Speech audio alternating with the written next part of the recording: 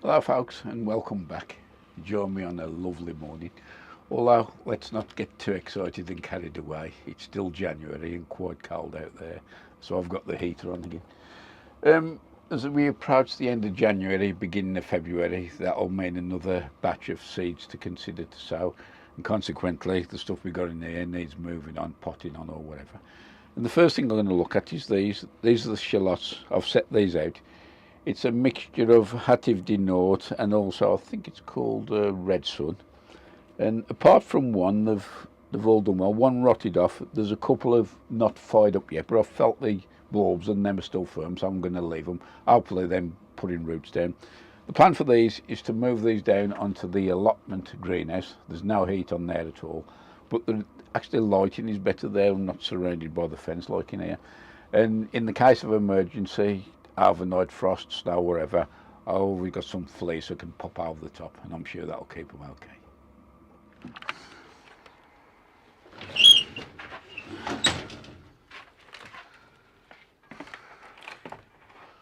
Well, that's the 3 trays of them in there, so they're going to stay in there now till we go outside. I've not yet done my planting plan, but I more or less know where everything is. I just got to address a couple of the beds. I think I'm going to need to lime the brassica bed, but apart from that, they're more or less ready to go, apart from tidied up. Hardly any weeds on at all. Anyway, I'm going back into the greenhouse because the heater's on in there. The side gardening goes in a circle, and there's an untrue fact in this. I'm just lifting these pot leeks now for lunch, and probably one of the next jobs I'll be doing back in the greenhouse sowing is sowing pot leeks and normal leeks as well.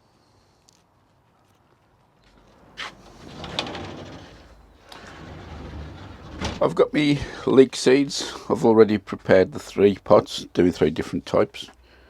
And this is fairly deep, well, all of them are fairly deep, and 3/4 of this is probably spent potato compost. But what I've done, I've added bloodfish and bone, because these will be in here quite a long time. I always sow the seeds quite sparingly, good space in between them, and that then gives them a chance to thicken up. 3 varieties I'm doing. I've got Musselburgh, usual one. There's another one here called Autumn Giant 2. I've grown that 2 or 3 years ago. That was a decent one. And bringing up the rear there, a slightly smaller pot because I'm not doing so many, is the one called the Mammoth, the pot leek. It's the one you saw me harvesting not long ago. So I've got my compost in there. It's a bit damp, but what I'll do, I'll give them a slight spray on the top before I sow the seeds. Anyway, let's crack on.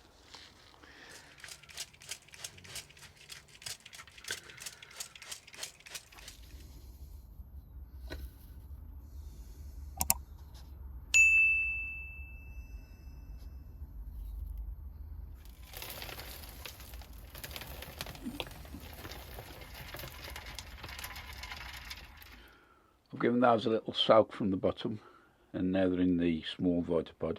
This is running at the moment at 20 degrees centigrade. As you can see there, the peppers have germinated quite well actually, and I should say within the next couple of 3 days I'll be looking at potting these on.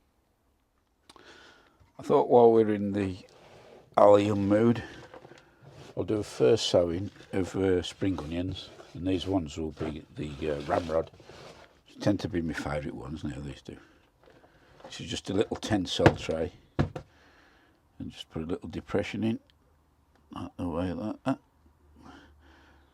And just can get the seed now. When I first started growing in bunches, I religiously used to count out between 6 and 8 seeds, but now I just do a little pinching and they come up just as good. So that's a depression in there, is around about 12 millimetres, ½ inch deep, and just cover these back up with some more compost.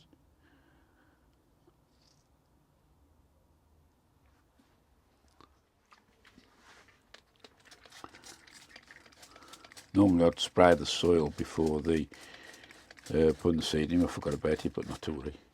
So the plan for these now is that once these germinate, these will be going out into the Vitapod outside. It might seem a bit early for some of you, but I'll put the plastic cover on the Vitapod, and that does actually give a decent amount of protection.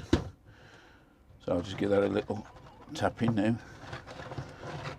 And that there is going to go into the little Vitapod at 20 degrees. As we approach the end of January, I'm just inside my gazebo in the garden. Now normally I remove the curtains during the winter to let the air flow through, but this year I've kept them on. And what I did, I've actually put my onions in here, the ones that I harvested the end of summer last year, and I'll just quickly show you here. These are some that I've sorted out, and there's one or two starting to go a bit soft now, but we can just pick the worst and use them as we need them. Just take that off there, and these are the banana type shallots. They've kept quite well, as you can see, and we've had quite a lot, but the best of the lot for me is the way the large onions, the Kelsey and the Robinson's Mammoth. Some of these are starting to go a bit stained and still quite firm, but I mean, for the end of January to get an onion like that, I'm very, very happy with that. So I'll be probably doing this again next year. Just over a week or so ago, I received a text from a fellow YouTuber and also a good friend of mine. That's Woody up in Cumbrian Hampstead. If you haven't seen his channel, nip over and have a look. And he was inquiring if I'd got any spare Sarpo Mira seed potatoes that he could have. And late last year, I'd actually saved some, put them in a paper bag. And I says, I'll have a look, see what I can do for you.